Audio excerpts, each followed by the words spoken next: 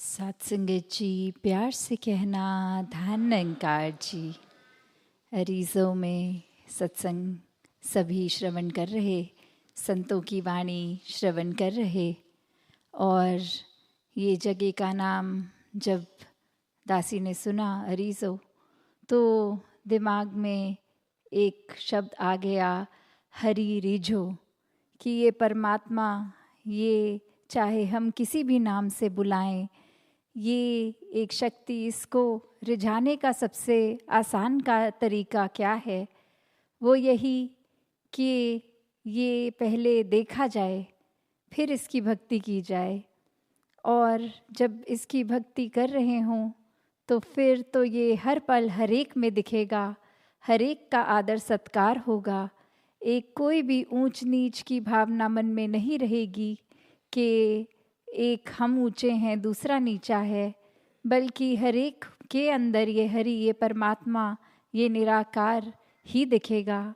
और फिर ये नर सेवा नारायण पूजा वाला भाव कि फिर अपने अंदर से एक अहंकार को छोड़ के पूरे संसार को एक उस तरह से सर्व करें कि बिल्कुल वो सेल्फलेस होके, एक अहंकार को छोड़ के अंदर मन में अपनी कोई इच्छा पूर्ति को ना लाके हर एक के लिए प्रति वो सेवा का भाव रहे।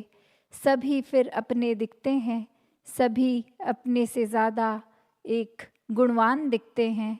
हर एक से फिर गुणों को श्रवण किया जा सकता है, एक सीखा जा सकता है, एक गुणों को अपनाया जा सकता है। तो ऐसे भाव हर एक के जहाँ जीते जी ही होने संभव हो सकते हैं, क्योंकि ये जीवन हर एक को मिला है।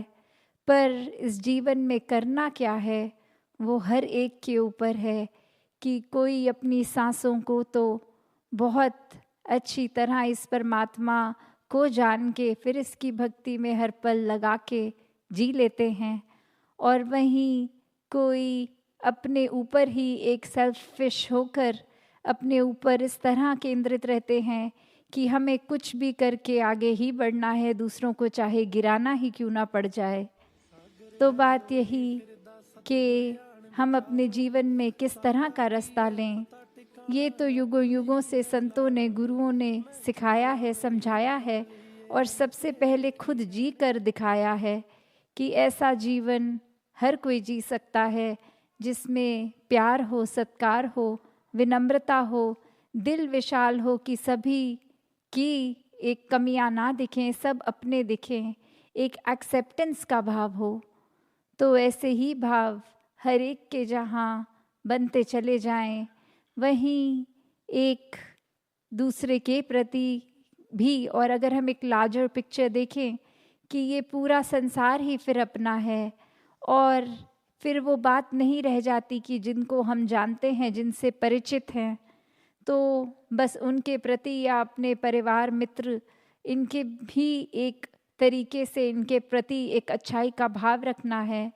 फिर तो कोई अजनबी भी हो, किसको जीवन में ना भी मिलें, ये दिल उनके लिए भी अरदास ही करता है कि हर एक का भला ये परमात्मा, ये हरि, ये निराकार हर समय करता जाए। जिनकी सोच नेगेटिव भी हो रही है, वो सोच में भी एक तब्दीली आए, एक पॉजिटिविटी की ओर आए। हर एक से हर कोई गुणों को सीखे, एक कमियों की ओर उनके ना देखे। अगर देखना ही है तो अपनी कमियों की ओर नज़र डालें कि हमें अपने जीवन में क्या बदलाव लाने हैं। तो बात वही कि एक किस तरह का जीवन जिया जाए और किस तरह का नहीं, ये अगर सिर्फ ऊपरी ऊपरी सिखाई भी देखें तो घर परिवारों में भी शिक्षा मिलती है, स्कूल्स में भी मिलती है, या कोई भी अगर हम जहाँ आस्था रखते हों वहाँ वचन सुनेंगे तो संतों की सिखलाई ही मिलेगी।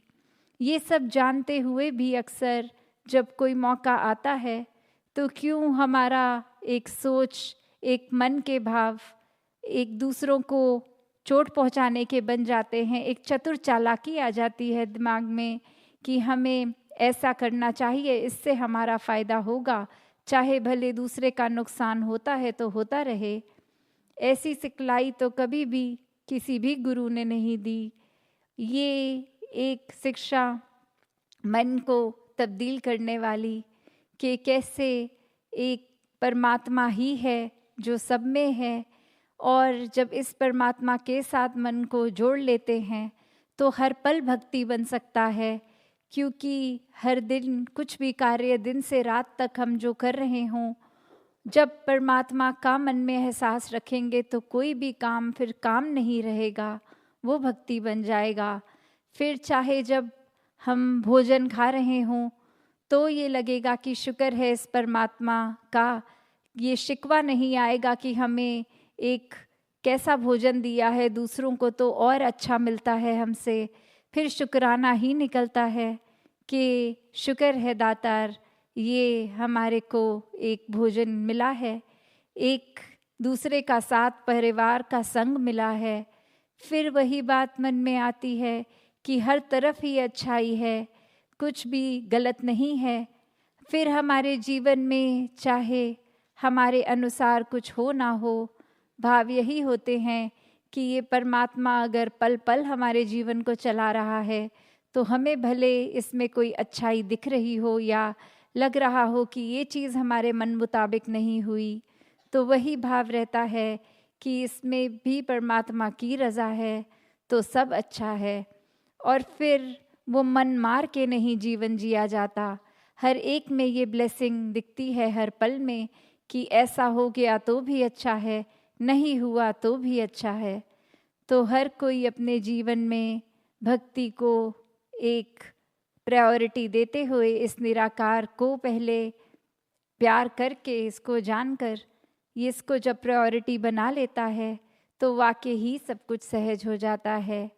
तो समय की ओर नज़र दासी और शब्दों का सहारा ना लेते हुए इन्हीं शब्दों से आपसे आज्ञा लेगी। सात संगत जी, धन निरंकार जी।